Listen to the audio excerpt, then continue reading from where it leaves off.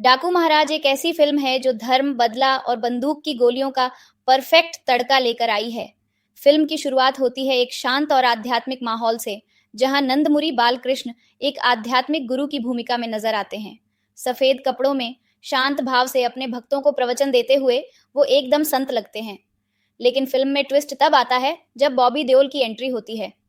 बॉबी देओल ने एक बेहद खतरनाक और निर्दयी जमींदार का रोल निभाया है। उनका किरदार ऐसा है कि पहली ही झलक में आपको उनसे नफरत होने लगेगी। वह सिर्फ ताकतवर ही नहीं, बल्कि दिमाग से भी तेज है और उसकी सोच इतनी जहरीली है कि वह किसी को भी मिटाने में देर नहीं करता।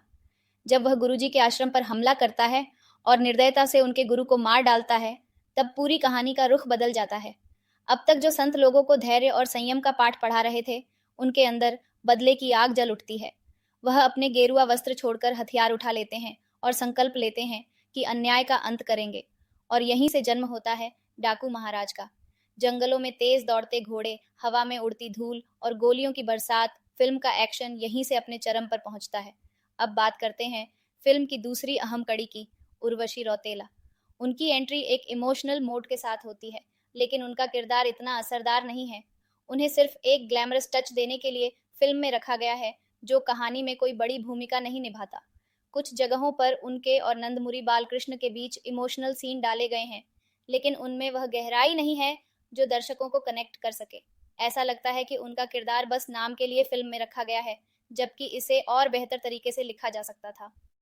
अब अगर बात करें परफॉर्मेंस की, तो नंदमुरी बालकृष्ण ने इस किरदार को पूरी शिद्दत से निभाया है।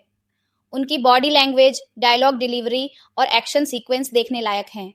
उनका स्क्रीन प्रेजेंस इतना दमदार है कि जब वह अपने दुश्मनों को धूल चटाते हैं, तो थिएटर में सीटियां और तालियां गूंज उठती हैं। दूसरी तरफ बॉबी देओल भी अपने खतरनाक अंदाज में नजर आते हैं। उनका एक्सप्रेशन, चाल ढाल और निगाहें ही इतनी डरावनी लगती हैं कि वह अपने किरदार में पूरी तरह फिट बैठते हैं। फिल्म की एक और खास बात है इसका एक्शन। फिल्म में पुरानी देसी स्टाइल वाली एक्शन तकनीक देखने को मिलती है। घोड़े, बंदूकें, जंगलों में छेद सीन्स और रॉ फाइटिंग सीक्वेंस इतने जबरदस्त हैं कि यह आपको 80 और 90 के दशक की डाकू थीम वाली फिल्मों की याद दिला देंगे। सिनेमैटोग्राफी भी कमाल की है, जिसमें हर सीन को बहुत ही ग्रिटी और रॉ फील के साथ शूट किया गया है। अब अगर बात करें फिल्म के बैकग्राउंड म्यूजिक की, तो वह बहुत ही दमदार है। हर एक्शन सीन के साथ बीजीएम कहानी की इंटेंसिटी को और बढ़ा देता है। लेकिन हाँ, गानों की बात करें तो यह फिल्म थोड़ी कमजोर पड़ जाती है। गाने कहानी को मजबूती देने के बजाय बीच बीच में ब्रेक जैसा महसूस होते हैं, जिन्हें बेहतर बनाया जा सकता था। अब सवाल आता है कि यह फिल्म देखनी चाहिए या नहीं। अगर आप हार्डकोर एक्शन और बदले की कहानियों के फैन हैं, तो यह फिल्म आपको जरूर पसंद आएगी। नंदमुरी बालकृष्ण और बॉबी देओल के बीच की टक्कर देखने लायक है।